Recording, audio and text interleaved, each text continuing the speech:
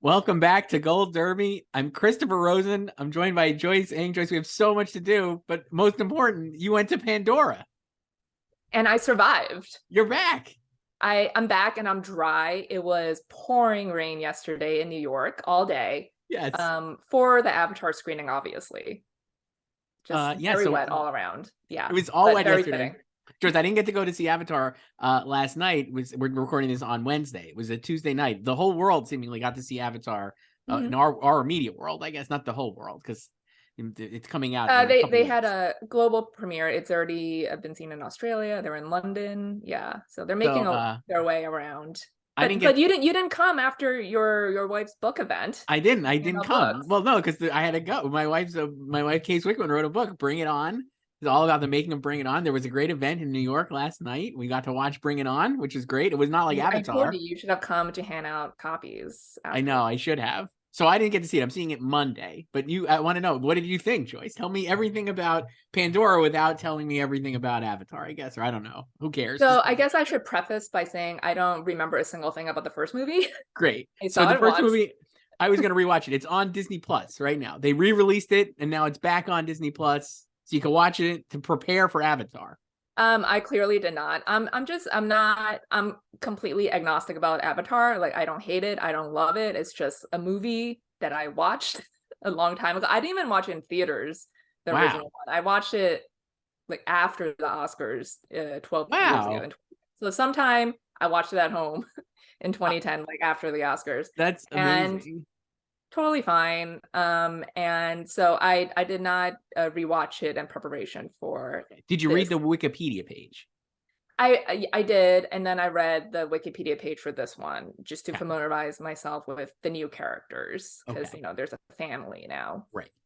And Sigourney Weaver's playing a teenager and she was actually really good at it. Oh, good. But this movie, Avatar: The Way of Water, should be called Avatar: The Way of Whales, because this movie is just about whales. Let me tell you. Wow. This movie is actually the whale. Like, so many giant CGI whales. They even subtitle the whales. I heard the whales talk. That was what one of my friends said. They talk, they communicate. If you love Free Willy, you will love this movie, because it's the story. It's a love story between a boy and a whale. Wow. Truly. Who plays the whale, Joyce? I mean, I don't know. It's not like a character. It's not like an actor. Not motion capture. They're giant. I mean, these whales are huge. I mean, they do like the whale speak, So I don't know who voiced the whale, especially like the main. There's an outcast whale, so that's like the main whale. Okay. So that's the whale that bonds with one of Zoe Saldana's and Sam Worthington's sons. Okay. And yeah, but there are other whales too. There, Kate Winslet's character has a BFF whale. There's so many whales, and the last hour is just that's the best part of the movie, because it's just like action packed. Like just thrills, and it almost turns into Titanic. It does turn into Titanic, really, but it's just like this huge ass battle sequence, and the whales are part of it. Awesome. Yeah, I heard my friend who saw it, a bunch of friends saw it. One of them was saying the first hour he found very rough. The second hour he was into, and then the third hour is just unhinged action, like perfect camera. Yeah, he just goes like balls to the wall. The first hour is very slow, and I think it's like doing a lot of like setup, like recap type of stuff. But once they meet the sea people, which is like Kate Winslet's people, that's when it all picks up. So that's like the second act. Okay. Because they also have to train them like how to breathe underwater. Sure. And everything. So yeah. So it sounds like visuals. It sounds like cool. You saw it in 3D, so I'll be looking forward to seeing it. I saw it in 3D, and I do not like 3D. I like my movies in 2D. Yeah. 3D and IMAX gives me a headache. And the other problem was I wore my mask last night too. So then my glasses kept fogging up, and I kept having to fix them. Yeah. Yeah, I'm not a big 3D guy, Joyce. Yeah.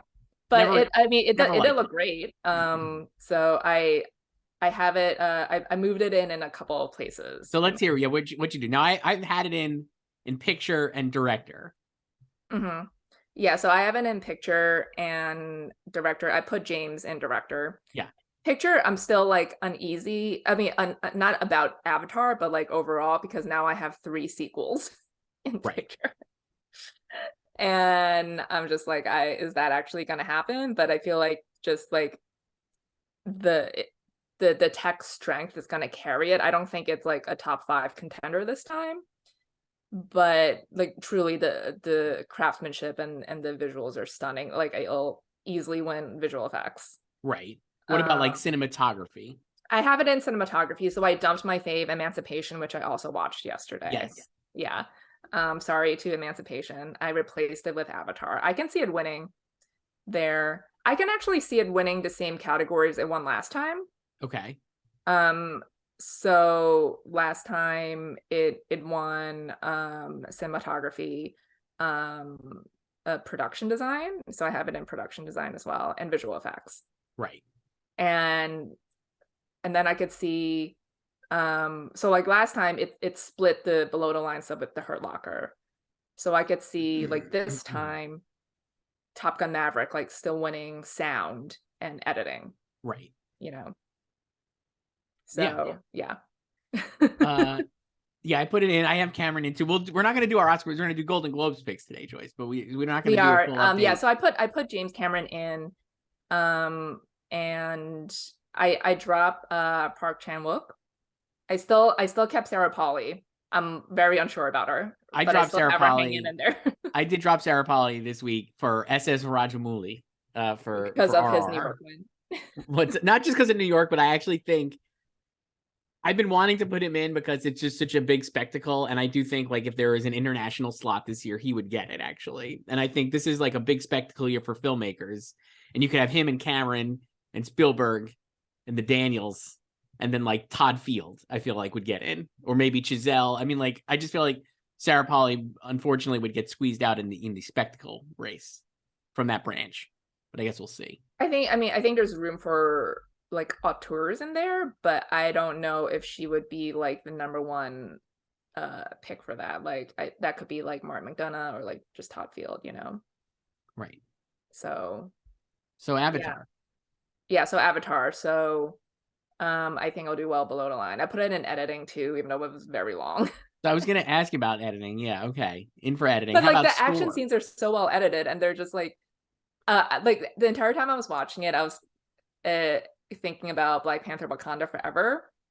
And it's like, it's very, I mean, it's not just similar. I mean, we've joked about, you know, like underwater blue people and everything. But like Black Panther, I also found like the first act to be kind of, you know, tedious in the setup. And obviously they're setting up like other MCU stuff as well before the actual plot gets going. And that's very similar in Avatar too. But like, and you know, MCU always, one of their Achilles heels is the third act battle.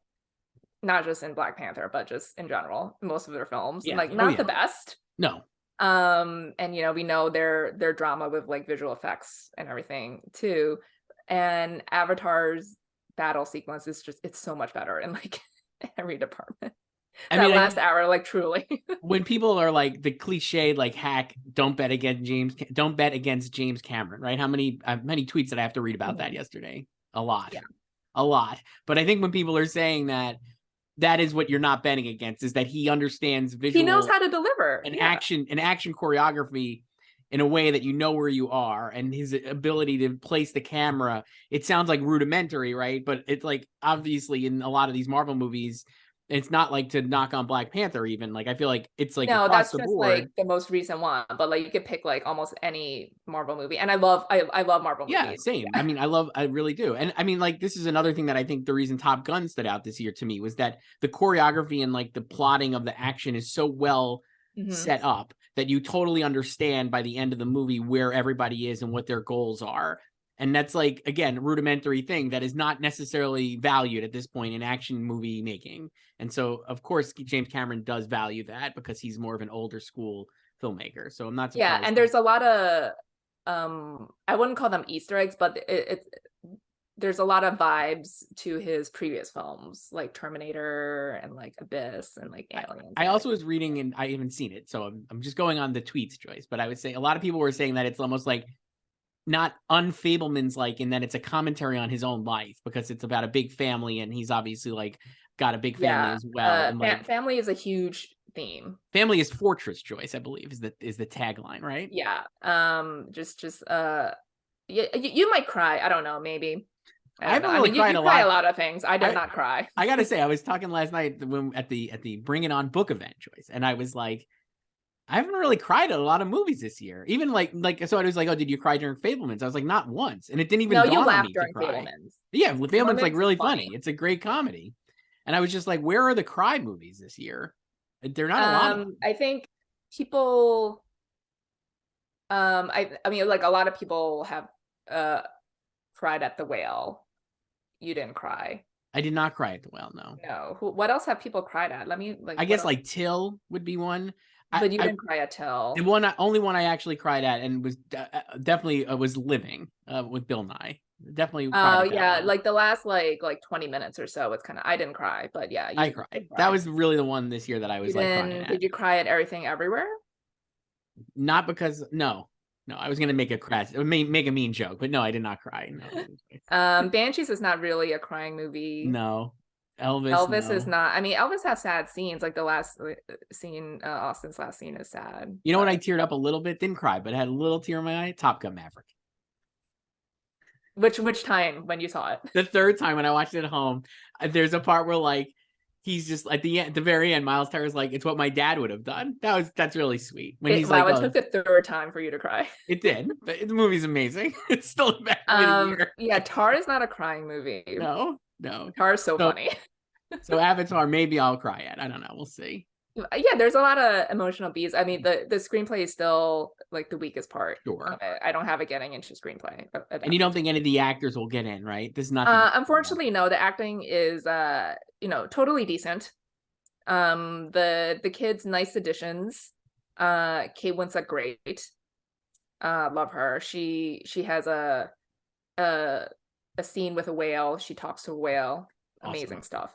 Underwater. The underwater stuff is great because it like remember that quote from James Cameron when he was asked, it was the New York Times, right, when it was Kyle Buchanan who asked like, so why do you want to shoot everything underwater and have all your actors learn how to do free diving and hold their breath underwater? And he's like, because it looks fucking real, and it does. Like you like compared to a lot of other movies, we've definitely seen a lot of water movies. Yeah, where it's not, you could tell. Yeah. Joyce, one question I had, not to spoil it, but I get the sense from the trailer, and this is why I was like a little bearish on its like cinematography or production design categories, but I was like, it does look like almost like, and are there any human beings in it, or is it like there are humans? Okay, there are human characters who play humans. Okay. Like, yeah. That's what I wanted to know, because I was like, the trailer is definitely making it out like it's like it's live action, like the Lion King remake was live action, but apparently, obviously, that's not because the RDA is still around. Giovanni Ribisi, my favorite offer actor. Yeah, your favorite offer actor. And there's a human character who was part of the action too, and then like the bad guys are like Stephen Lang and everything, like right, he's back, like, I guess. Yeah, he's back, and like they're more they commandeer a ship operated by humans. Wow. So all right, so there are people in it. That's great. There are people in it. Can't wait.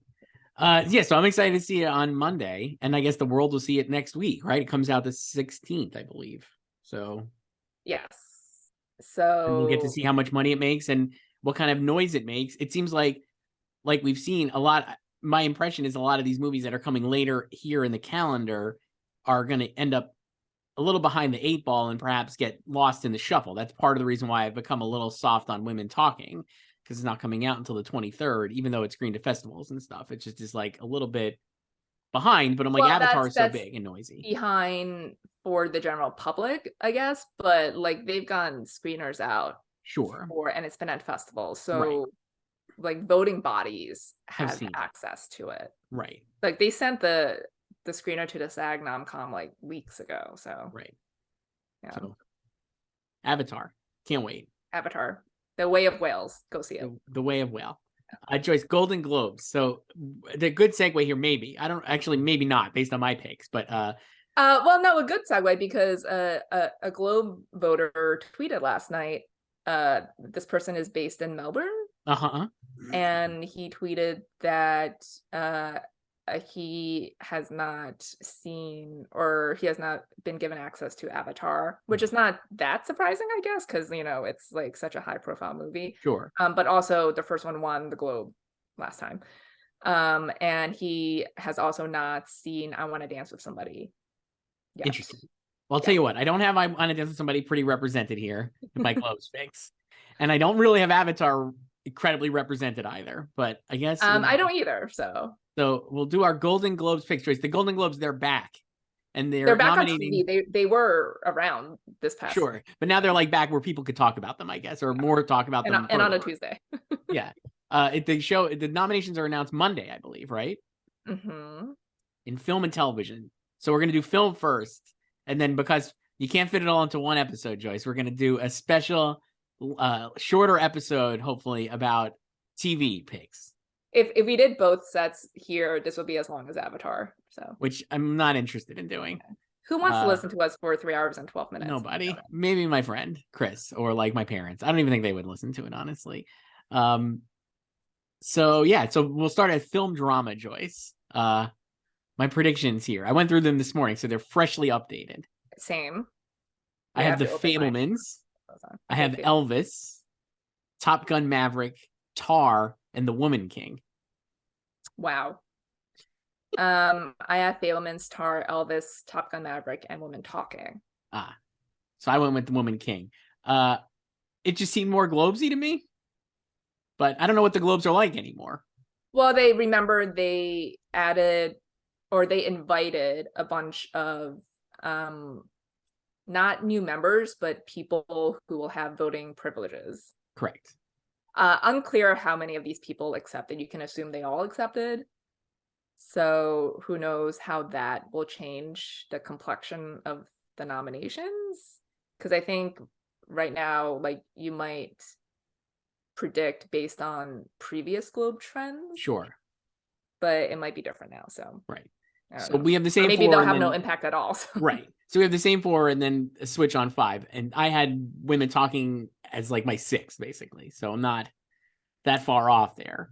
And I have Fabelmans winning. Until Fabelmans loses one of these, I'm just like, it's going to win the televised events.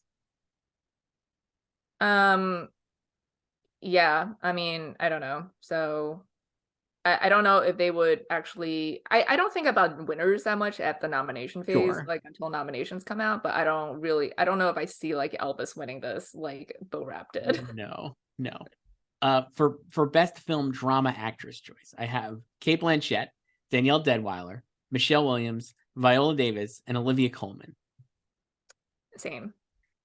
Pretty hard to go against this 5 based on like the category splits and stuff. Naomi Ackie would be certainly a contender here, but since they haven't seen that movie yet, feels like not the greatest sign since the nominations are announced on Monday. So and today, Wednesday, is their voting deadline. Oh, some people in the group haven't seen it yet. Not the greatest sign. No, although she is she would definitely, in a, I don't know, not a normal year, but normally, I guess, if it were seen in a timely fashion, she definitely fits the profile of especially a past Globe nominee. Yes. And then Jennifer Causeway would be in here, and Ana de Armas. I could see an Ana de Armas nomination, honestly, based on this group and just like their tastes, perhaps, but I just think this is a pretty solid 5. Yeah, I don't know what else they would do. Like, I guess, I mean, they could just go really left field and like do like, I don't know, what else is there? I don't know. I mean, Taylor Russell would be cool, but I don't imagine they sat through the movie. I mean, I don't know. So there we go. And then Kate, again, steamrolling until she's not. For actor choice, for film drama actor, I have Austin Butler, Brendan Fraser, Bill Nye, Gabriel LaBelle, and Emancipation star Will Smith.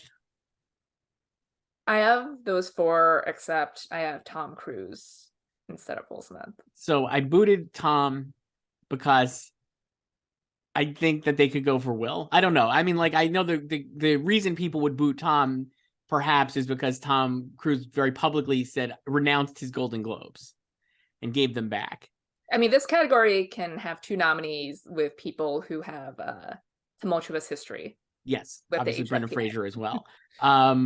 I don't think they'll hold that against Tom Cruise. If anything, no, I don't think they care at all. And I also think it makes it more likely that he would get nominated because they want to be like, please like us, right? Like that kind of thing. Well, also, like, I don't think like these new voting members would care either. No. You know, like they're not actual HFPA members. So I don't know. I didn't take him out because of that either. I also think it behooves them to go back, like it's like an olive branch, right? Not that he's not deserving of a nomination if he gets one, but they wouldn't discount him because he turned down he gave back the Globes. Because I think it's like hey, we're a new group now, you know, like bygones be bygones or whatever, and we're gonna be like, you know, better, and you don't have to worry about it. But I still have Will Smith in there because I just feel like, as crazy as it is, I think he's gonna get a nomination somewhere this winter in one of these shows. I don't think it's gonna be the Oscars, but I could easily see it being the Golden Globes. I really could. I just think that it's just too hard to imagine otherwise. The world we live, the simulation feels right for it. Have you watched it yet? I haven't. No. Okay. Joyce, you watched it this week. I watched it yesterday, so I had quite a twofer yesterday with Emancipation and Avatar. Yeah.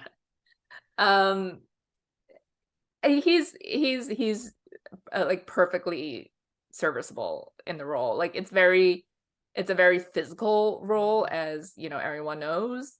But I do think like in a normal year he would be like an easy filler nominee. Right. Which is what we had said before even watching it, that if this was a normal year where he had not slapped Chris Rock in the face at the Oscars and then gotten banned from the Academy for 10 years to attending events, he probably would have just gotten an easy check off nomination. Yeah, but I'm also just like wondering, like, I don't see like the film overall. I don't know if like they're like champing at the bit to like check it out. Thank you for using that properly. And champing. Appreciate it. Yes, so many malaprops. Oh, it's such a pet peeve of mine. It's so easy to remember. It's champing, not chomping. Yeah. So yeah, I don't know if they'll touch him, and it's like, you know, they already like awarded him last year anyway. Like he's not gonna win even if he got in. So he won't win, and obviously like Tom Cruise is an easy one here to put in. So we have the other 4 we have locked in. You have Gabriel LaBelle as well. I wouldn't call him a lock. I just put him in.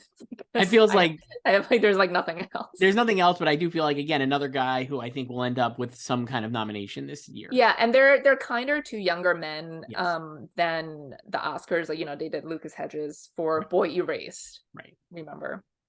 So moving on, Joyce. Film, comedy, musical.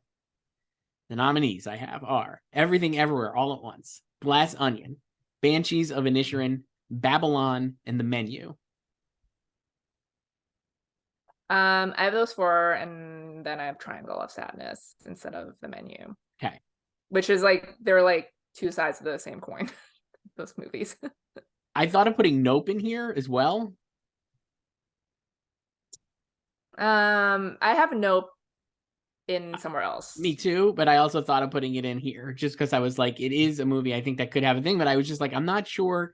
It seems a little too cool for like Hollywood Foreign Press, but I guess we'll see. We have everything else. You have the same, though, the other 4. Yeah, I think this is like, I think mine is like the top 5. It is. I mean, I don't know. I feel like most people have not updated this in a while because highly doubtful. Yeah. But I do think that is the top 5. I am not on Triangle of Sadness, but I do think that The Menu and Triangle of Sadness are like a good twosome. They're like literally the same movie. Very similar. Like doing similar things, similar themes of just eating the rich, the privileged. Yes. I could definitely see that paying off here, but I don't have it. I have it in mostly because it has more international appeal, I guess. Certainly. I get it, but for comedy musical actress choice, this one is a lot of fun. Not as fun as comedy musical actor, but up there. I have Michelle Yeoh for Everything Everywhere, Margot Robbie for Babylon. Then I have Emma Thompson for Good Luck to You, Leo Grand, Keke Palmer for Nope, and Anya Taylor-Joy for The Menu. I have everyone except Anya. And I have Julia Roberts for Ticket to Paradise. So I booted Julia.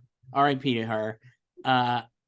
I went with The Menu for Best Picture, a comedy musical, and then I was like, I'm going to put Anya in too, because I just feel like, again, it feels like a Globey performance. No, that totally fair, and she's great in the movie. So I heard a conversation last night before Avatar started among people around me. Love these. Yeah, love these loud combos in front of me. Someone was like, of Anya, like she's great in The Menu, she's so amazing, and then their friend or whoever was like, she's not as good as Jessica Chastain. I don't know why that comp, but sure. Awesome, love it so much. Sorry, Anya, sorry to that lady. Yeah.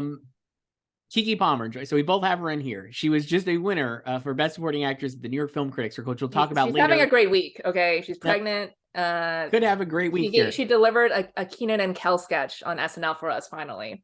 So my question is, in a category that is completely just wild west, supporting actress at the Oscars, she gets in here. If she gets in at the Globe, she obviously won New York Film Critics Circle. At what point are we going to take her seriously as a likely potential nominee at the Oscars for this? Well, I will just remind everyone that she's already a SAG nominee, because she was nominated when she was 11 for the TNT film The Wool Cap. Right. So they're already familiar with her, and so she could get in at SAG too. She can definitely get in at SAG. And yeah, that the supporting category, this is lead comedy that we're talking about at the Globes. Right. But yeah, the supporting category, just mass chaos. I think I said this before, but like I can see just like maybe like one or two people hitting everything, and then like everything else being a complete mess. And the Globes sometimes do like different categorizations for things. Like I can also see them putting Janelle Monáe in lead here for Glass Onion. Right. I have her, well, I'll have her later, Joyce. So I don't know like how that will, like if Keke gets in here at the Globes, it's lead. So I don't, and she's not really like a front runner or anything. Like no one is like heavily predicting her for the Oscars. So I don't know how that would, the quote unquote confusion over her placement would affect. I don't think it would. I don't know, because I mean, in the movie she is a co-lead. They're just frauding her and supporting. I don't care, but she's a co-lead for sure. I mean, like it'll be like Maria Bakalova like going lead for Borat at the Globes, which she lost to Rosen. So she was supporting elsewhere, but she at this stage she was more of a solid player in the top 5 than Keke is. And Keke could also just end up being one of like New York's just, out there picks like they have every year, annual like actress out there. Certainly like Tiffany Haddish style, right? Or Tiffany Haddish, Regina Hall, Sydney Flanagan. So, but like Lupita Nyong'o is the only one who actually came closest to the Oscar nomination. So I was thinking of Lupita. You're saying for us, right? Like obviously, yeah. So I was thinking of her obviously also because it's a Jordan Peele movie, and like I was hopeful that she would get in for us because it's a great performance, and she definitely should have. And I think it's better than the Keke Palmer performance. But I was like, in a like a little bit of a wide open category, a very popular movie that did well, that people saw, and that has gotten like a rejuvenation here at the end of the year as critics lists are coming out, and like I think A.O. Scott has it like on his top list of movies for the year, or I think him or Manola did. Let me see. One of them has it at number 1. I think it's A.O. Scott has it at number 1. Yeah. I'm like, that's it's a high profile movie, right? It's like people were like excited about it when it came out, but I think it's now getting a little bit of a bounce. I could see her getting, I mean, Universal has a lot of product, right? They have Fabelmans, and she said that they've kind of forgotten about. I don't know. I could see her getting like a renewed push and getting. She's always had the push. Like it was, like the second they put her in supporting. And like you said, I mean, she's been around for a long time. She's also worked with a lot of people. Like she's got a very, I think, a high respectable, reputation in the industry as well. So I could see her getting in. Yeah, and really she's incredibly likable and funny, and she's having a great moment right now. Yeah. She did her Angela Bassett impression for Angela Bassett. Amazing. And she's also, the movie is, again, we're talking about, like, I don't know if this matters, but I think it helps stand out at this time when you're looking at, like, it's like a different flavor of a movie and performance than a lot of the other movies, right? Like it's a little comedic, but like not overly comedic. It's definitely like an action movie, but also the other reason why, besides her previous nomination, that I think she could get into SAG is because the movie was also early, and it pays to be early with SAG. Yes. I could see this year's SAG. I know we're not talking about SAG, but I can see this year's crop being very populous, like it was 4 years ago when they did like Crazy Rich Asians and Black Panther won and everything. So, and I could see her getting in. I definitely could there as well. For film, comedy, musical actor, Joyce, love this one. Maybe my favorite category we're gonna do. Colin Farrell for Banshees. Then I have Daniel Craig for Glass Onion, Diego Calva for Babylon, Tom Hanks for A Man Called Otto, and Adam Sandler for Hustle. No notes here. I have Colin, Daniel, Diego. I have Ralph Fiennes for The Menu, and then George Clooney for Ticket to Paradise. I'm going down with the Ticket to Paradise. I mean, that's your jam. We love the movie. Why not? I saw A Man Called Otto, Joyce. I did think about Tom Hanks for A Man Called Otto, your new favorite movie. I saw it, and I definitely think he's a serious contender for this. And I could also see him making a play, depending on how they're able to get in front of Academy members for an Oscar nomination. It would not shock me. That category at the Oscars is, as we said, you're having a tough time filling it out past 3, right? Like Bill Nye seemingly like a good 4th, and then I have Tom Cruise, or you're going to have Diego Calva or whoever else, in there. I think he could get in, Tom Hanks. He really could. It is a comedic performance that you haven't really seen from Tom Hanks in a while, but it's also got a little bit of drama. He's like a grump, but with like a heart of gold.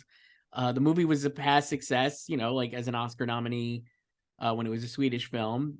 It's a solid, very fine movie to watch, and he's very good in it. It's like, I could see him getting in. We went a lot of years with no Tom Hanks nominations, and then this year he could get 2 in 1 year, maybe. But like, will he though? Like, it took him so long just to get. So I'm predicting him at least for 2 at the Globes. I'll tell you that right now, but I'm not doing it for the Oscars yet, but it would not surprise me, honestly. It just depends if people see it. The movie's coming out pretty late, but I think they did an Academy screening or some kind of screening this week for it. I feel like Sony has done more for that than they have done for I Wanna Dance. Absolutely. And I think that tells you what they think basically of the chances maybe for awards for these movies, right? That I Want to Dance with Somebody is maybe more of a populist audience movie, and Man Called Otto, which is coming out Christmas Day before, is a platform release, and then later in January is the more awardsy movie, maybe. Anyway, I got them in. And then I have Sandler in because what movie rules? Hustle. And I love Adam Sandler. It's one of his best performances by far. Did you watch his Actors on Actors with Brendan? I read about it. I didn't watch it yet. I know that it was him and Airheads co-star Brendan Fraser.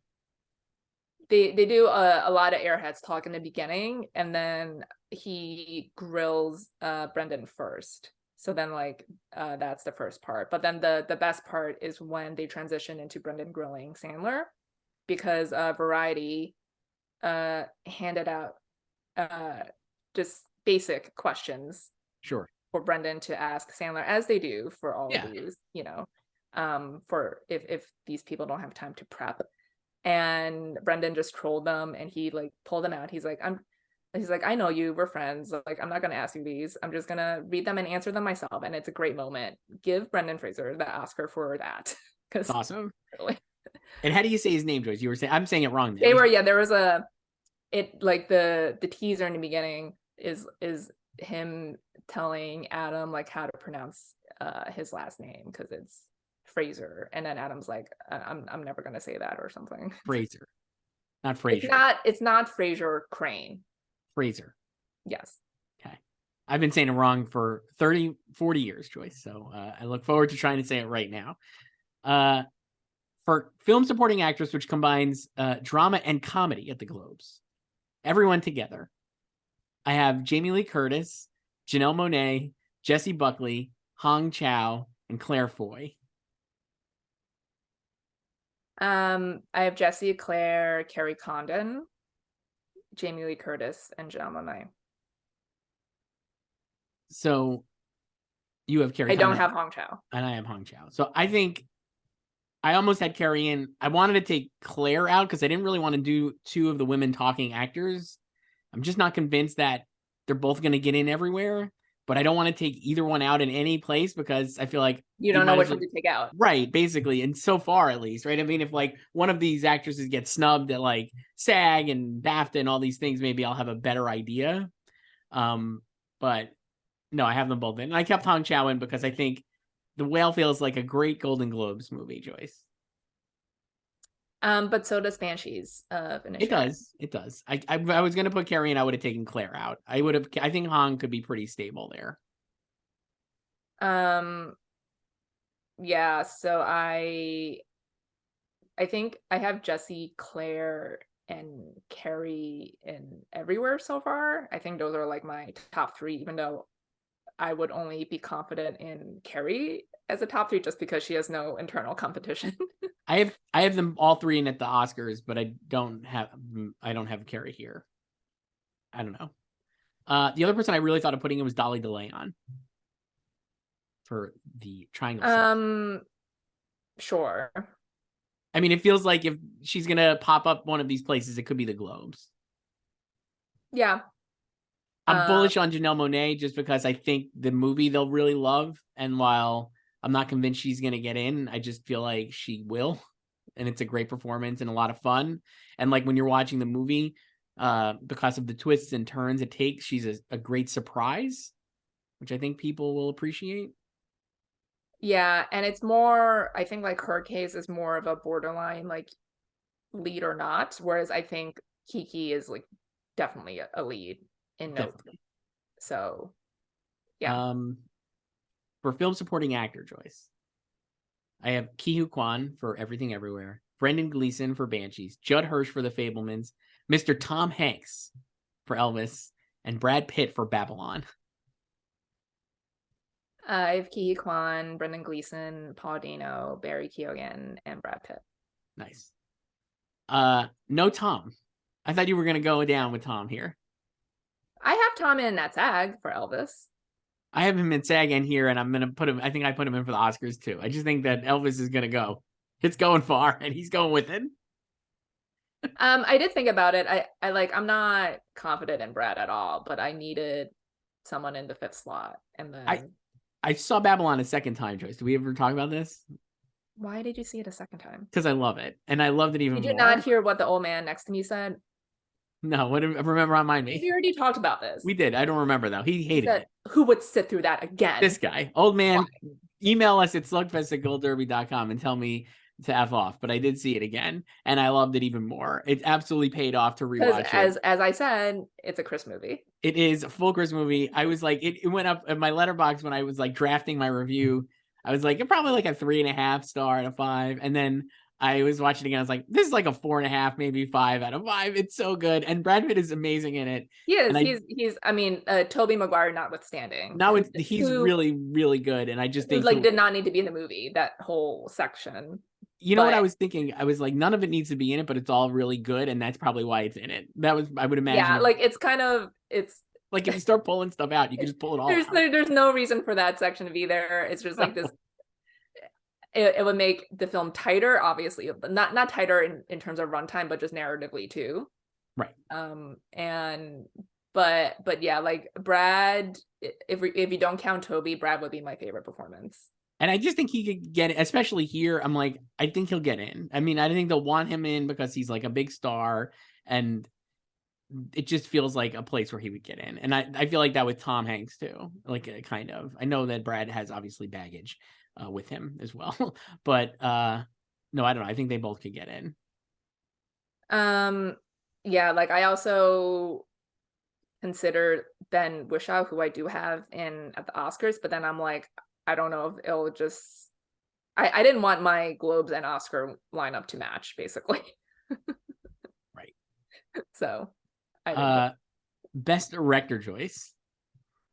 This is you crazy for this one, Chris.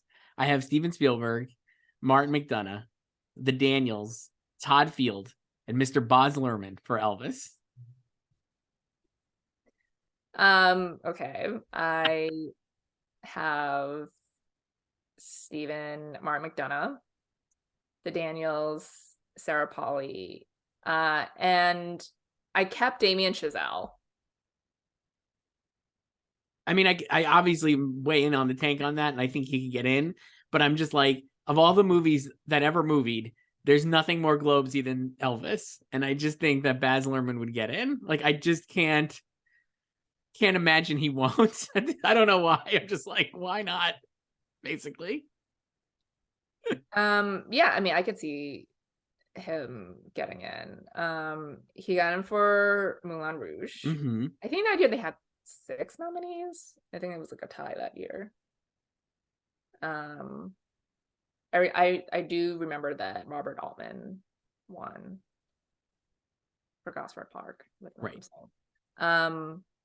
But yeah, I don't know.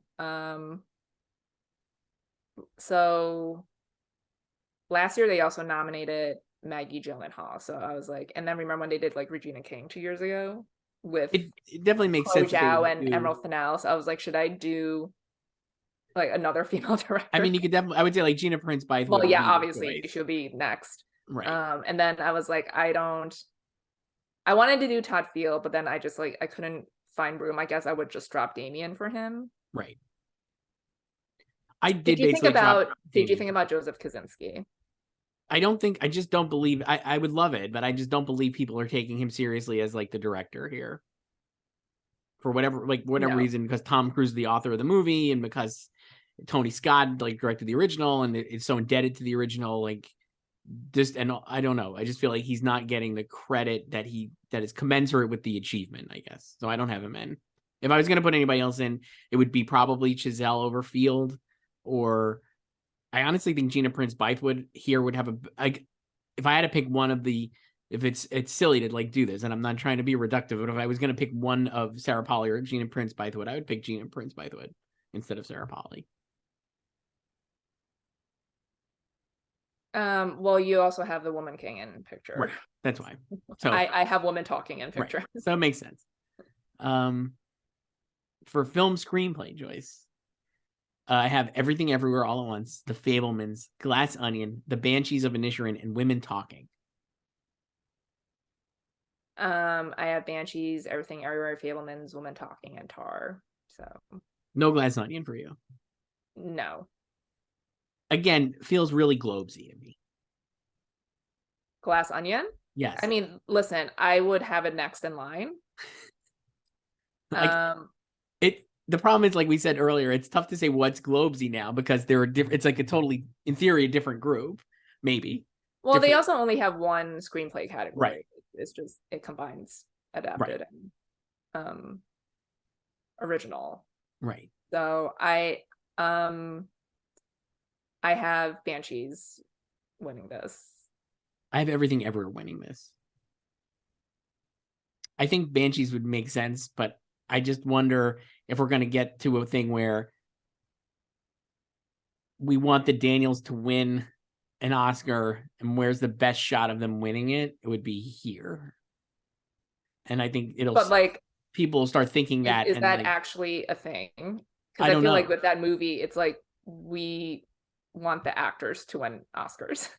I think that's true. I do think that, but I was like, if it's going to win something for the film, like kind of like Coda style, right? Not to compare it to Coda, but obviously like Sean Hayter was not a director nominee, wasn't really even a serious contender. I think the Daniels are a legitimate contender, but it would not surprise me if they didn't get nominated at all at the Oscars, right? There's a world where they don't, where it just gets picture and screenplay and a bunch of acting nominations. And I can see them like kind of pulling ahead for screenplay at the end, but that's like conversation for months from now. But they're also producers, so right. If it wins film, they'll still be winners. I don't have a winning film, but I guess it could, Joyce. People are very excited about the possibility that it could win. I mean, like, you mean at the Oscars or the Globes? No, at the Oscars. At the Globes, I think it will win. Yeah, so like if we're talking about like the Globes here, like they would, if they win for a film, like, they'll still be true. I also think they'll just really like it. I don't know.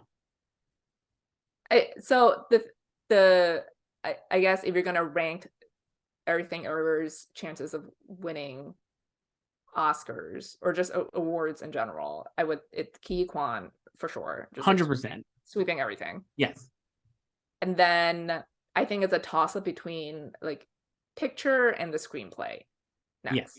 It's just hard to tell because I think like now with like critics groups and stuff and like, you know, the Gothams and like it's definitely friendlier to those types of folks. It's, you know, jury's still out to see like how it will play the industry at large. So I don't know about like the best picture wins there, so we'll see about that. But like screenplay, definitely for sure, like, you know, often a consolation prize if it's not winning. And the cooler movie wins. Yeah, it's the most original. And then I think Michelle Yeoh would be after that just because her category is just so competitive. I honestly thought we would see Michelle. I mean, it's very, very early in the season. We'll talk about like the Critics Awards here in a little bit. But I honestly felt like I don't feel like she'll win she hasn't won a lot of critic stuff yet. Well, they just started. But still, like, you think she would have won, like, you know, like, what was the one you were sending me that, like, the Atlanta one or something? You know what I mean? Like, the Atlanta one, I would have picked Danielle for because she's from Atlanta. Sure. But, like, the regional ones that she's going to maybe be more focused I still think she would do, I think she and Danielle would still do well in the regionals. There's like 300 regionals. Right, so right. I mean, it would not surprise me, but I think a lot of the regionals are also just to be like, you know what, Cate Blanchett. Yeah, definitely. And too. I think it's going to, like, I just think that she's going to so far ahead at this point that maybe Michelle would not necessarily win an Oscar, but we'll see. And I have it for screenplay here. I guess we'll see. And then for animated feature, Joyce, that's all we can predict so far in our prediction center. I have Pinocchio, Turning Red, Marcel the Shell, Puss in Boots: The Last Wish, and My Father's Dragon. I have the same. So Strange World is like high in the odds. This is how you know people haven't really updated it in a while, I'd say, because not only did that movie flop, no fault of its own perhaps, but because it was buried by Disney, no one seems to really be talking about it. But everything I've read about Puss in Boots: The Last Wish has made it sound like it's Citizen Kane. People really like Puss in Boots. Like, what the hell? I don't know. And I mean, you know, Miss Flo did more promo for that than Don't Worry, Darling. Matt Baloney on his Twitter feed was like, best picture, Puss in Boots. And I don't think he was joking. No, I have that in third behind Pinocchio, Turning Red, and yeah. I do also. I was almost going to not have Marcel the Shell in there because while it's won a couple of like high profile critical prizes, it still doesn't feel to me like an animated movie that people. No, it's definitely like a film Twitter movie. Yes. I think it could get in the Globes, but I don't have it in at the Oscars. Right. I think I might have it at the Oscars, but I'm not confident in it at the Oscars. Let me see. I do have it in at the Oscars. But I do not have it in there. I also have Apollo 10.5 in at the Oscars. I don't even know what I have in there. Let me see. Well, I have Turning Red. I mean, I have Pinocchio, Turning Red, Puss in Boots, and I have Marcel and Apollo. Oh, I have Wendell and Wild and The Bad Guys. I don't know why. I've heard The Bad Guys is really good. I actually might put that in. Yeah, I think that's why I did it. But like, I'm just like, sure. So there you go, Joyce. Those are the Golden Globe. What a list of nominees that would be. So we're pretty like kind of on the same page as usual, with the consensus also. Yeah. I'm just hoping for a lot of shockers. And what would be a shocker for you? What would be the biggest shocker? I don't know. I mean, I don't want like a music type shocker, but maybe just like a Mark Rylance Bones and All nomination would be cool. That would be great. Maybe like Margot Robbie for Amsterdam. Remember when you were predicting Amsterdam? Yes. I had it here, I think, in the Globes. I don't think I ever had it at Oscars. Did I? I don't think so. I think you had Christian in at SAG. I did have Christian in at SAG. Hell yeah. I don't think I have him in now. Let me look. I haven't looked at SAG. I would, love some Causeway love. Yeah, SAG I don't have it in. I don't have Christian in, sadly. For Christian, I guess. But I gotta update these SAG ones. My film supporting actors for SAG, you ready? Jamie Lee, Janelle Monáe, Angela Bassett, Claire Foy, and Kerry Condon. Amazing. Kind of need to update that. You should replace Angela with you should All About Eve Angela with Keke Palmer. I might actually. I actually might. And I might also replace Janelle. I'm not sure if she'll get in there, but we'll see. So that's Golden Globes, Joyce. So we're gonna move on to, we've been talking about a little bit. New York Film Critics Circle gave out their awards last week. And now this week we have, what do we have? NBR tomorrow on Thursday? Yeah, so today we're recording this on Wednesday. But so you might be watching this on Thursday, and then Thursday is NBR, also AFI Top 10. Right. And then on Sunday is LA. So LA has genderless acting categories. I believe they're doing 2 winners. Don't get me started. It's so I'm fine with the genderless categories, but they're doing 2 winners and 2 runners up. Why? Not ideal. Just do one. Seems not ideal. But for New York Film Critics Circle, so we talked about this. The winner was Tar for Best Picture. I feel like we were pretty on point with our speculative predictions last week. I think so. I heard from a friend who's in the group. A voter was like, "Oh, you're a little more on target than some of the other ones we read." This was before they voted, or it seemed like we were. So Tar won Best Film, Cate Blanchett Best Actress, Colin Farrell, Keke Kwan, Keke Palmer, the acting winners, and then S.S. Rajamouli for Best Director. Yes. And then what else was there? Oh, Top Gun cinematography, great win. So people were like, kind of like, oh, what a surprise. Yeah. And like, it's a front runner in the category. We all think it's going to do really well at the Oscars. Like, of course it won. Yeah. I don't know. I guess maybe people think it's like critics are too cool for it. I don't know. I'm like, start following some of the New York Film Critics people on Twitter. They're pretty basic in a lot of their tastes. Yeah, so like we said, there's not a lot here from an Oscar standpoint, and they rubber stamped like basically 3/4 of what are potentially the Oscar winners. Yeah, all like, yeah, I mean, Ke Kwan winning. Like, they should just do supporting actor first, like right away, like before Jimmy Kimmel's monologue. He seems like the steamroller of the season. Yeah, he's gonna be a steamroller, totally fine. We'll just have our fun right now figuring out the other 4 nominees, but then after nominations, they'll just we're never gonna talk about the category again. No. And Kate expect and win, really. Definitely expected from the critics there, and I also think that just like in general, I feel like she's, like we've said, like she's the front runner for a reason. It's a great performance, and I could just see her very easily going through the whole season winning.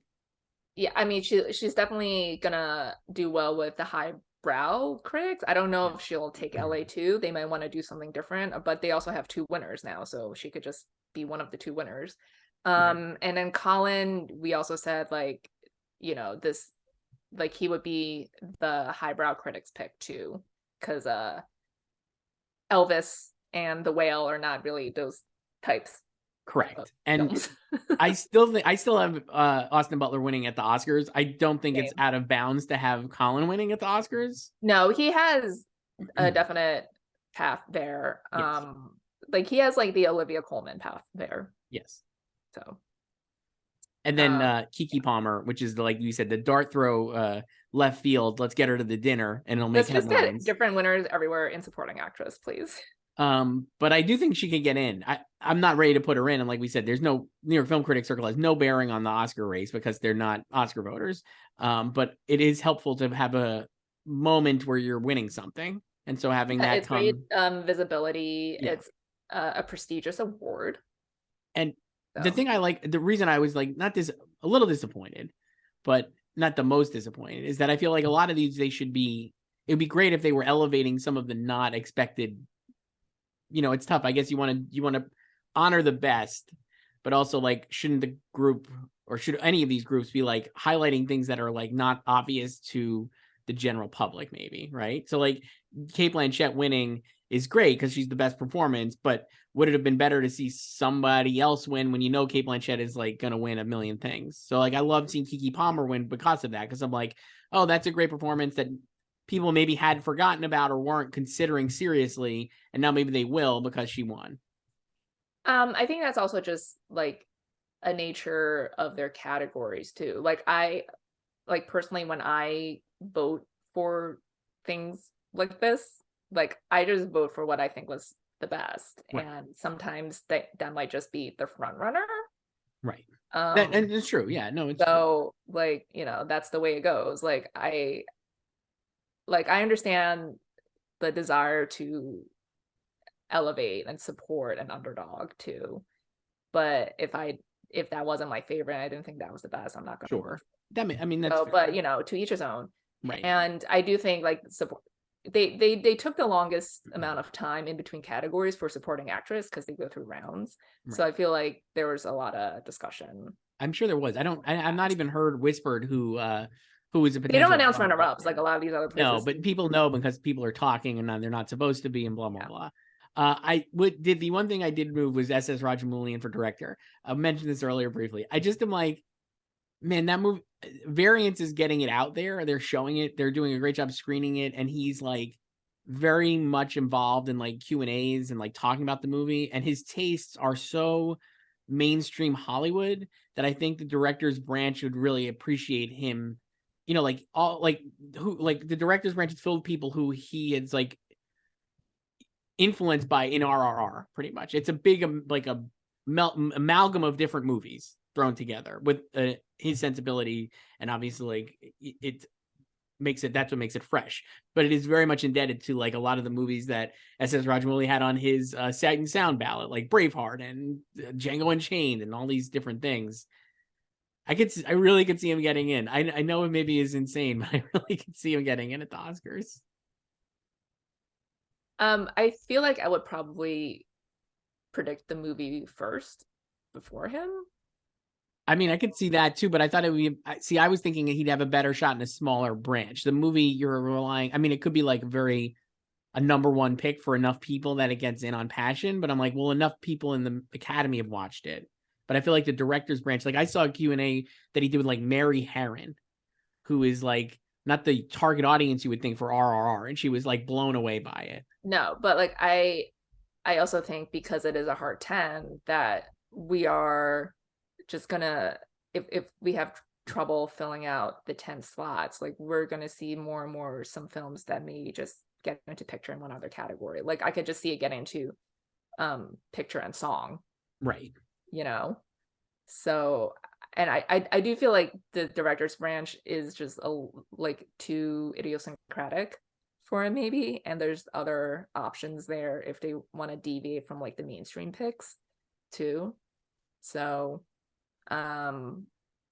but I could also just see like this could just be like, you know, a critics like New York. Certainly, and if he's ever going to win anywhere, it'd be New York, because like that group loved the movie. I would also feel better about it if the movie were actually India's submission to international feature. So that's also kind of why I was like, what if that actually plays in his favor specifically, because like it would be an easy international feature nominee, right? If it was there, and that would be a great way to like honor him and the movie and get at the Oscars, and the Academy would feel like great about having this cool movie that people liked there. But I'm like, without it being eligible in the international feature category, then does it like, are they looking for other spots to predict it and like honor it? And does like he get in as a director nominee under a lot of again, it's a smaller branch, right? How many people are in the director's branch? Like 120? Not that many. I don't know. I don't know how many they added last year. So I'm like, it's not that many. And if he's like a number one choice for a lot of people, you know what I mean? Like, it's like he could have a strong passion vote and he could just get in, even with like, and it's like a less of a reach for him because it's not the whole Academy voting. I don't know. I'm not convinced. No, I just feel like there are other people like ahead of him for directing. And certainly, I mean, I wouldn't be surprised if he like gets in, but I would predict other people before him. Certainly, I mean, like it's a pretty crowded category. Like I don't have The only person I'm confident about in that category is Spielberg. I mean, I don't have like, I've now moved out Giselle, who I think is great, but I'm like, I wonder how will the branch feel like, will the branch want to like backlash against him? I have no idea. I hope not. The Daniels, like we said, I could easily see them just not getting in. Todd Field, like that's my vibe. Is Spielberg, Daniels, Todd Field, James Cameron, and SS Rajamouli. I could easily see that. Like you said, there could be Spielberg and 4 other people there. Sarah Polley, Damien Chazelle. I mean, Martin listen, McDonough. I have 5 people in there. I don't even know who I have. Oscars, I have Steven, Daniels, Todd, James, and Sarah, and I only feel good about Steven. So. Right. So we have the same 4, and then the switched on the 5th. But I'm literally like, you could go.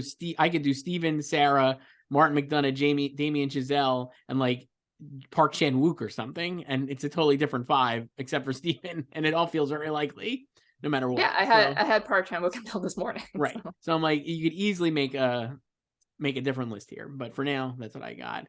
Anything else at the New York Critics' Choice that you were like, oh, that's interesting? No. Were you surprised? I was surprised a little bit that the Fabelmans got just blanked. I would only expect it to win director for Spielberg. I feel like it probably came close in some categories. I wonder if they would have. I feel like with the runner, it felt like to me it was either going to win director or screenplay, and I would imagine in the final calculus it was very competitive in both those categories. Yeah, probably. Like I don't think Michelle Williams was winning. No. But I also, yeah. So like I think because they don't announce their runners up, and that's not to say that like it was the runner up in any of these categories, but I think because we don't know the runners up, we like it's easier for you to react either way, saying like, oh, it's flopping, right, or be positive about it, like glass half full, like, oh, it could have been the runner up. So but if it is the runner up, I think that is actually good for it. Yes, on a preferential ballot, because it might not be a lot of people's number ones, and no film is going to win on the first round on number ones. They're going to go through multiple rounds, but so I can see it's like getting the 2s and 3s. And from a Best Picture standpoint, I do think Fabelmans remains incredibly likely to win at the Oscars because of that. I think on a preferential ballot, it would.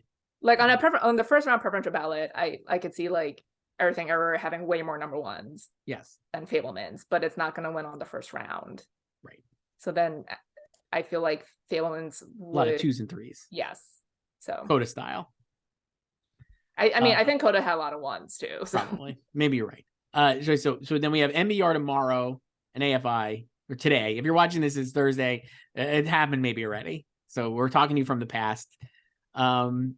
Yeah, I don't even know what to expect. I feel like it'll be pretty mainstream. A lot of these. Yeah, like NBR loves Warners. So Elvis, Austin. Yep. They're not. I mean, they're not critics. They're just people. I could see Michelle Williams winning Best Actress here. Yeah, I can see Michelle. I can see Fabelmans winning here. I can see Michelle Williams. I can see both Michelles winning. They're a little bit more like middlebrow, like more, I don't know, like mainstream, I guess, and like a little bit more broad. So I could see both Austin and Brendan winning here, either of them. I could see Danielle winning. Kate, if Kate's gonna steamroll, like she'll just pick this up. I think that'll be a little tell if she does win here. It's just like no kidding. What about for LA? That's on Sunday with their genderless acting categories and 2 winners. Who do you think the 2 lead winners and 2 runners up? Okay, so the 2 lead winners I think will be Cate Blanchett, and then like I don't know. I kind of think it'll be like Cate Blanchett and Colin Farrell. I don't even know how the voting will work. I could see it being Cate Blanchett and Colin Farrell, but I could also see it being Cate Blanchett and Michelle Yeoh. I'll tell you the 4 people I think you would get named in the lead performance will be Cate Blanchett, Michelle Yeoh, Colin Farrell, and then like a wild card pick, and maybe like it could be like Mia Goth, right? Or I could see Mia Goth. I could see Tong Wei. I could see Paul Mescal. I was thinking too. Yes, or Paul Mescal. Yeah. I think you could have like the 4th one would be like a wild card unexpected in quotes winner, and then the other three will be like Cate Blanchett, Michelle Yeoh, and Colin Farrell. Okay, so do you think people will be voting strategically to have two female winners, or like a female and male winner? I don't know how corrupt that would be. I don't know. I'm like, I can't figure it out. I think they're doing two winners, and I'm like, why? Just do one winner. I think they would vote for their favorites, and I think this year, because I would hope they would just vote for their favorites. And I think this year, I hope that too. But like I said, I don't know how corrupt and bad faith they would be. But I think if they vote for their favorites, then I think this year you'd have two female winners, because I think the actresses are much stronger and have much more passion behind them than even like Colin Farrell as an actor. So I think you'd have like Cate Blanchett and Michelle Yeoh would be an easy two winners, because I think they're both like beloved. And then like men would be the runners up. At least one man would be a runner up. I think Colin Farrell would have like a good amount of enthusiasm, and then like Mia Goth or something like a little wacky. And then for supporting, Ke Kwan. Ke Kwan for sure. And like I could see like that being honestly like Ke Kwan and Brian Tyree Henry, maybe, something like that, like two that would be nice male performers. Right. And then like, because the supporting actresses I think are a little more diffuse, and maybe like Stephanie Sue would win here or get a match in here, I feel like is possible. And I don't know what else. I mean, like, who did they gave to Ariana last year, right? So that was pretty. And I could see like Keke Palmer. I could see Ke Kwan and Dolly. Sure. Ke Kwan and Carrie. I don't know about the woman talking woman. I don't think at all. I think you would have. I honestly think Keke Palmer could be one of the four. But like, would they really want to pick so many of New York's people? Well, if it's their favorite, though, maybe. I mean, I don't think like.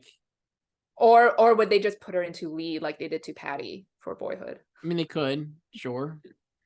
I do think this is a good spot for Stephanie Sue. I don't know. You said Dolly DeLeon for sure. Possibility. Who? Yeah, I think Hong Chow I could see getting in here. Maybe. Because even if the movie is not as well received with critics, like she is like almost universally regarded as an incredible actress and a great performance. Remember when they gave it to J-Lo for Hustlers? Yeah. Yeah. Who's the J-Lo this year? Janelle Monáe? Like big, loud mainstream performance from a singer. But I feel like the J-Lo thing was more that just like, oh, like you have to take her seriously. Like Janelle Monáe has already been in a Best Picture winner. True. So. Right. Yeah, I don't know. And then for director, I can see Park Chan winning and Decision to Leave winning. International film. Yeah. I could also see Todd Field winning director. Picture, I don't know. I could see Everything Everywhere winning. Tar. I don't know. I mean, I could see Everything Everywhere winning for sure. I could see Tar, I guess. I'm trying to think I'm like trying to think of like LA film critics or who would be in this group that what they liked. Well, last year they also did Drive My Car, just like New York. Right. I mean, Tar is like pretty much the consensus critical favorite. So it would be maybe bet to say too. I could see Banshees winning screenplay again, just like in New York. Oh my God, remember when they gave it to Small Axe 2 years ago? Good God. Yes. A TV show. What about, no, they'll never win. Never mind. What? I was going to say Top Gun. I mean, people love it, Joyce. Well, I think they have more categories than New York does. Right. So maybe they'll do, what did they give it to? Cinematography. I could also see After Sun like winning. After Sun I could see winning like screenplay or something. So last year they gave cinematography to Power of the Dog, and they gave it to Small Axe 2 years ago. I could see like Nope getting a screenplay win, maybe for Appeal. If it doesn't get a Keke Palmer recognition as a runner-up in the supporting actor performance category, excuse me.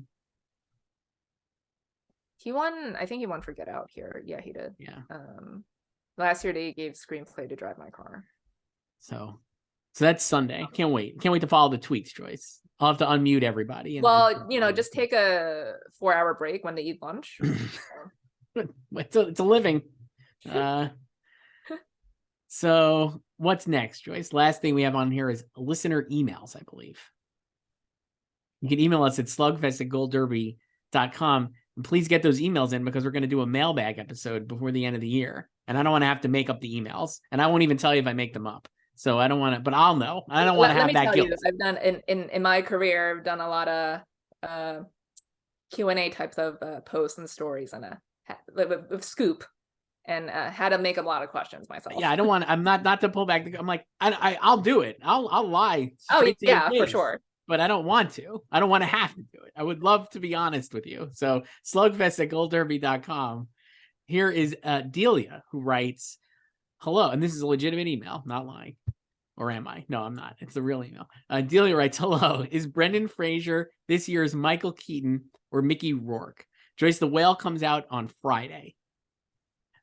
We've said there's the logic is that he's the front runner, Brendan Fraser. I talked to Brendan Fraser, Joyce. I did an interview. You did. People can go watch it right now. After this, when you're done with this. Yes. You talked to everybody involved in The Whale. Everybody. Did Darren Aronofsky yesterday. It was a treat. He corrected me on where I saw Requiem for a Dream in the theater. I think he was right. I'm sure he was. He basically accused me of lying, but I really remembered seeing a film for him. But I guess it was the Angelica. But I definitely saw it in the theater. Anyway, it was also 22 years ago. So yeah, I'll trust him though. He made the movie and he knows where. Anyway, Delia writes, hello, is Brendan Fraser this year's Michael Keaton or Mickey Rourke? We have said Brendan Fraser has not really won any awards yet. Well, to be fair, there hasn't been that many, but yes, he lost the Volpe Cup at Venice to Colin Farrell, where The Whale, and he got like, I don't know, what was it, like a 10-minute standing ovation, whatever. Yeah. I don't know. And then he lost the gender neutral Gotham Award to Danielle Deadweiler, and he was snubbed by the Indie Spirits. Well, neither of us was predicting him for New York, so no, I didn't expect him to get there. But so like that's not a demerit for him. No. But he lost at the Atlanta ones. Yeah, who won Atlanta? Oh, Colin won Atlanta, right? I think that's the only other one that's announced. So it's incredibly early, and it doesn't matter that he has not won any of these. He can definitely just take off of the televised awards. Certainly. And I think he would be a very compelling televised winner. And I think, people will like, if he won at the SAG Awards, let's say if that ends up being televised, or he wins at the Golden Globes and 5 people are watching it, he gets up there and is giving an emotional speech. I think people would respond to that emotion. He's much, when you think about the comeback narratives between Ki Kwan and him, rightly, wrongly, they like to pair them with each other because they both have that similar comeback narrative vibe. Ki Kwan is like blowing up rooms, right? Like he goes in and people are like so excited to hear him speak and see him and like talk to him. And like he's a part of the fabric of a lot of people's childhood. And Brendan Fraser is not in that same level. Like, I mean, like no offense to the past performance that he gave, but it's not like he was in Indiana Jones and Goonies. Yeah, like I think Ki Kwan has the timeless classics in his resume. There you go. And I think the nostalgia for Brendan's films, it's mostly concentrated with people of my generation, old millennials. Yes, it's the Phantom Menace effect, Joyce. And so I don't know if like the Academy or industry at large has the same nostalgia for George of the Jungle and The Mummy and Encino Man and all this, and Airheads, and Bedazzled, Blast from the Past, all these films from his repertoire. And I think like I think so like the comeback narrative that they both have, I think it's also predicated a lot on like not just your work. I think the work is separate. So like whatever, forget about their movies and performances. But I think it's just like you like the persona too. And I think there's more of like an attachment in a way to Goonies and Indiana Jones. Yeah, certainly. I mean, yeah. it's no fault of Brendan. You know what I mean? Like, I think that's why that narrative has been, better. And there are also different performances in different movies. Like The Whale is a very, very serious drama. And like Everything Everywhere is like a fun, at times goofy movie, even though there's like depth and drama to it as well. Like it is like there's like a dildo fight or whatever, right? Or butt plugs, right? What do they got? Like all kinds. There's a fanny pack that he's fighting with. It's like yes. And also I think in Ke Huy Quan's favor is that I feel like the narrative is secondary to everything else that he has. In like he has like a perfect profile basically, because he does have a narrative, but I think that's secondary to the performance, the love for his performance, and the love for the film. Like he's in a top Best Picture contender, and I think most people would agree that The Whale is not a top Best Picture contender. They're still we're 2 days out from the movie hitting theaters, and they never released another trailer with new footage.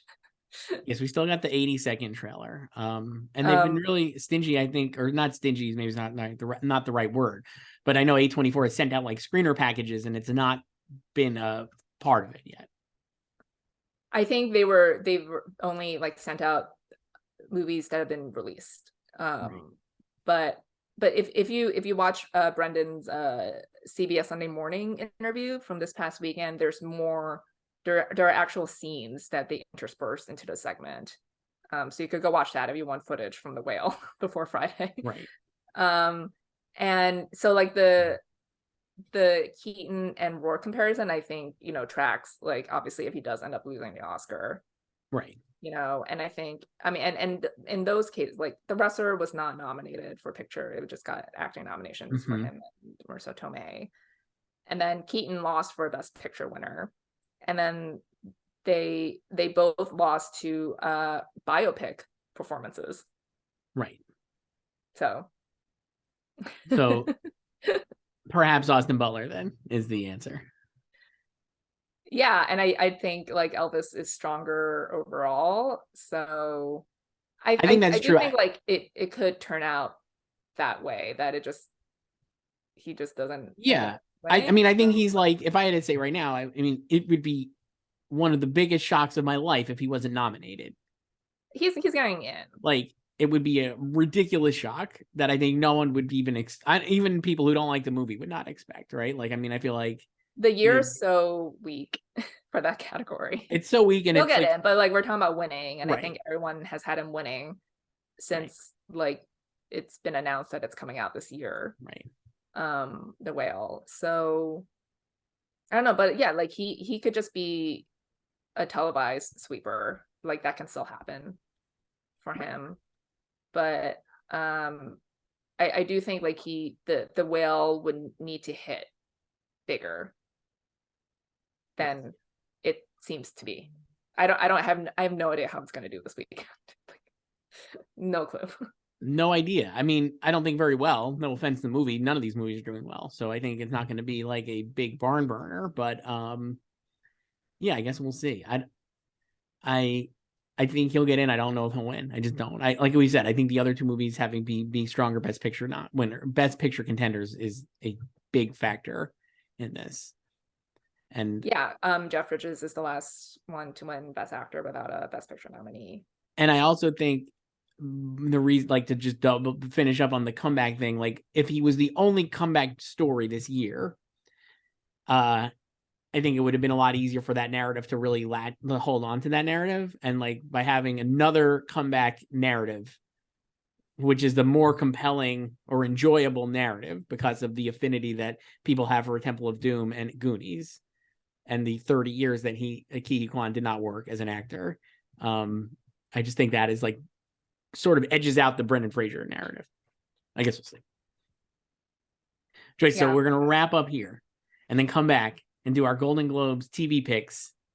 Can't wait. That'll be about like 20 minutes, maybe. We'll just burn through it. No, maybe a little longer. I did not look at them for like 3 months. I don't even know. So looking forward to that. And we'll be back next week with more. But I'll talk to you then, Joyce. Bye.